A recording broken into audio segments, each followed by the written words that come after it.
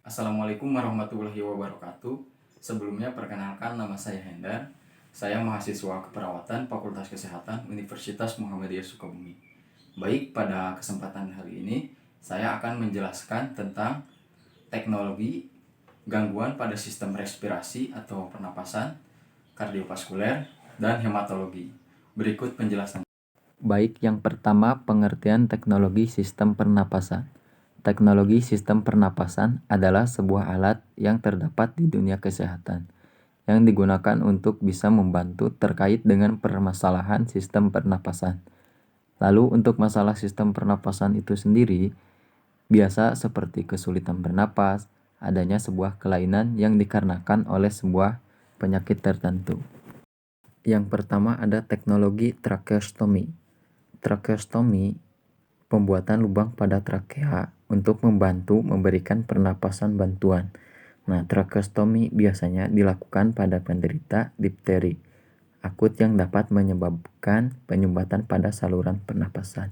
Nah, jadi ketika ada pasien yang mengalami penderita difteri akut, maka akan dilakukan tindakan pemasangan tracheostomy. Yang kedua ada teknologi pulmotor. Pulmotor adalah alat untuk melakukan pernapasan buatan. Pernapasan buatan biasanya dilakukan pada orang-orang yang mengalami gangguan pernapasan karena tenggelam, shock, dan karena sengatan listrik. Nah, jadi ketika ada orang yang tenggelam, shock, dan terkena sengatan listrik, maka akan dilakukan tindakan teknologi pulmotor ini. Yang ketiga ada teknologi oksigen kateter. Oksigen kateter atau yang biasa disebut dengan oksigen kanul, alat yang digunakan untuk mengalirkan oksigen ke dalam lubang hidung. Nah, jadi alat ini adalah alat yang biasa dimasukkan ke dalam hidung untuk mengalirkan oksigen. Yang keempat ada teknologi spirometer. Nah, spirometer adalah alat untuk mengukur secara langsung dan cepat kemampuan paru-paru seseorang, serta untuk keperluan diagnosa paru-paru yang normal.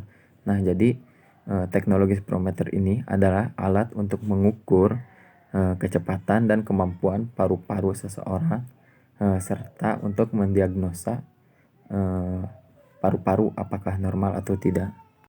Yang kedua, pengertian teknologi sistem pada kardiovaskuler. Yang pertama, teknologi elektrokardiograf atau ECG. Penemuan pertama teknologi dari sistem peredaran darah manusia yang digunakan dalam dunia klinis ini adalah elektrokardiograf atau ECG. Elektrokardiograf ini memiliki fungsi guna mengetahui struktural dari sistem peredaran darah manusia, mendiagnosis akan adanya sebuah gumpalan darah di dalam aliran pembuluh darah, hingga mendeteksi aliran darah dari jantung serta pembuluh darah besar. Yang kedua, teknologi angioplasti. Penemuan yang kedua akan adanya teknologi dari sebuah sistem peredaran darah manusia yang digunakan dalam dunia kesehatan adalah angioplasti. Bila mana Anda mengalami masalah atau gangguan iskemia yang disebabkan oleh penyempitan maupun tersumbatnya aliran peredaran darah karena tertimbun banyaknya lemak maupun zat yang tidak dibutuhkan oleh tubuh, maka Anda dapat memilih menggunakan metode penyembuhan dengan memanfaatkan salah satu dari penemuan teknologi sistem peredaran darah manusia, yaitu angioplasti. Tiga, ada teknologi transplantasi jantung. Apabila jantung telah dinyatakan rusak atau mengalami kegagalan jantung, maka orang tersebut tentunya dinyatakan meninggal.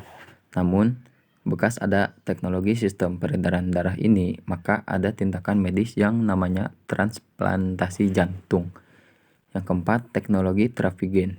Trafigen juga menjadi salah satu pengobatan klinis yang mengatasi masalah pada sistem peredaran darah manusia dengan bantuan teknologi tertentu. Maka segala masalah tentang medis, terutama masalah pada peredaran darah manusia ini, akan dapat disembuhkan. Yang kelima, ada teknologi scanning radioaktif.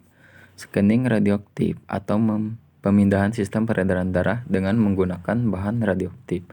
Langkah memilih tindakan scanning radioaktif yang menjadi salah satu dari penemuan teknologi sistem peredaran darah manusia Ini sangat tepat apabila seorang pasien mengalami masalah yang cukup serius pada bagian sistem peredaran darah terbuka yang terfokus pada bagian jantung. Yang keenam, teknologi pacemaker. Pacemaker sendiri merupakan sebuah alat bantu untuk detak jantung manusia, yang kemudian alat tersebut dipasang ke dalam organ jantung manusia. Sehingga pacemaker ini membantu pasien untuk tetap dapat mengalirkan aliran darah ke seluruh tubuh secara sempurna meskipun dengan kondisi jantung yang bermasalah. Yang ketiga, metode kerja hematologi analyzer. Yang pertama ada electrical impedance. Instrumen ini menggunakan metode pengukuran sel yang disebut volumetric impedance. Pada metode ini, larutan elektrolit atau yang disebut dengan diluent yang telah dicampur dengan sel-sel darah dihisap melalui aperture. Berikutnya ada fotometri atau mengukur jumlah Hb.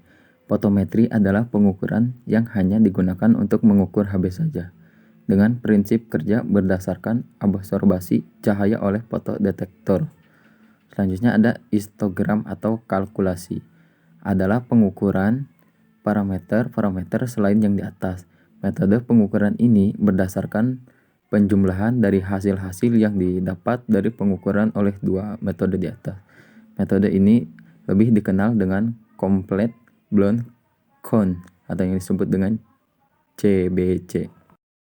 Sekian dari saya. Apabila ada kekurangan, mohon dimaafkan. Wabillahi taufiq walhidayah. Wassalamualaikum warahmatullahi wabarakatuh.